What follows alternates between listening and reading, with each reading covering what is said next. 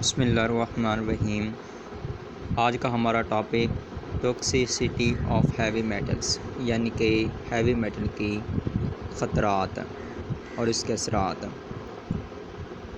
Health पर इसके यानी कि इंसानी जिस्म पर इसके काफ़ी बुरे असरात हैं।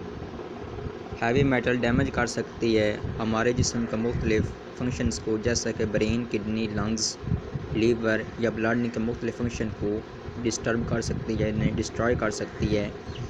हैवी मेटल दोनों तरीके से अफेक्ट्स कर सकते, क्रोनिक इफेक्ट्स भी और लॉन्ग टर्म एक्यूट इफेक्ट्स भी। अगर ये क्रोनिक लॉन्ग टर्म एक्सपोजर करती है हैवी मेटल का हमारे जिस्म पर, तो इससे दूसरा कैंसर काज हो सकता है। आगे हम इंट्रोडक्शन की बात करते हैं तो मेटल उन सब्सटेंसेस कहते हैं जिनकी जो having high electrical conductivity, malleable और डक्टाइल हो सकें, लस्टर की फॉर्मेशन हो सके और आसानी के साथ इलेक्ट्रॉन लॉस कर सकती हूँ। जब ये आसानी के साथ इलेक्ट्रॉन लॉस करती है तो इनकी फॉर्मेशन और कटान भी आसान होती है। अगर हम कि इनकी एक्यूरेंस की बात करें, यानी ये कहाँ कहाँ पाई जाती हैं और इनकी कंपोजिशन की बात करते हैं, तो ये मुख्तलिफ इनकी एक्यूरेंस भी है और इनकी कंपोजिशन भी मुख्तलिफ है। इसके बाद हम अगर हैवी मेटल्स की बात करते हैं तो कोई भी ऐसी मेटल जिसकी डेंसिटी 5 ग्राम पर cm³ से ज़्यादा हो और जिसके असरात इंसानों पर यानी कि लिविंग ऑर्गेनिज़म पर और इन्वायरमेंट पर बुरे असरात यानी एडवर्सली अफेक्ट करती हो इन्वायरमेंट को और लिविंग ऑर्गेनिज़म को, तो हम उसे हैवी मेटल्स कहेंगे। इसके अलावा ये बायोकेमिकल और फिजियोलॉजिकल फंक्शन जो होते हैं लिविंग ऑर्गेनिज़म को, उनको भी बुरी तरह मुतासर करती है। अगर कंसंट्रेशन की बात करते हैं, अगर इनकी लो कंसंट्रेशन हो तो ये हमारे लिए बहुत ज़्यादा मुफीद भी हैं, क्योंकि ये ट्रेस मकदार में हमारी खुराक के लिए और हमारी नशो नुमा के लिए बहुत ज़्यादा ज़रूरी हैं।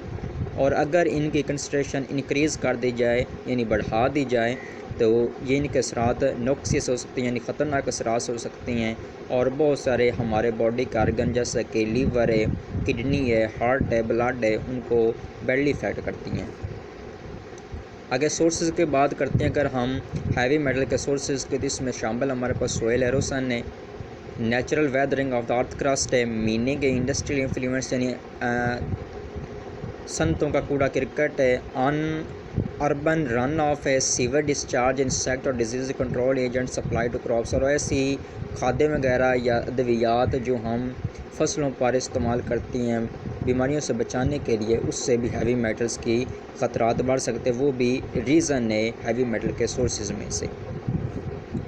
आगे हम एक हैवी मेटल को डिस्कस करते हैं जिसका नाम है क्रोमियम। ये 7th most abundant element on earth crust है, ठीक है। सेवरल ऑक्सीडेशन स्टेट में क्रोमियम पाया जाता है, जिसमें हमारे पास की रेंज है Cr2 पॉजिटिव से Cr6 पॉजिटिव, और ये बहुत ही ख़तरनाक है इंसानों के लिए, जानवरों के लिए और हत्ता कि हमारे इन्वायरमेंट के लिए बहुत ज़्यादा ख़तरनाक है। इसके अलावा एलुमिनियम में ये 3rd मोस्ट अबंडेंट एलिमेंट है इन अर्थ क्रस्ट है,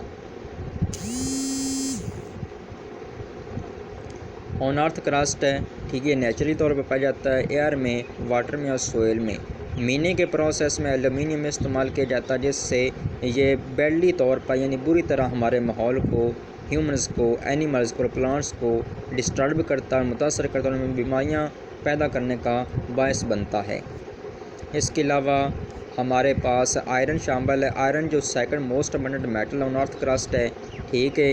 इस 26th एलिमेंट्स पोजीशन है पीरियड टेबल में, यानी कि इसकी 26 पोजीशन है पीरियड टेबल में, ठीक है। अगर इसकी कम मकदार हमारे लिए यानी ट्रेस एलिमेंट के तौर पर ये हमारे नशो नुमा के लिए बहुत ज़्यादा ज़रूरी है।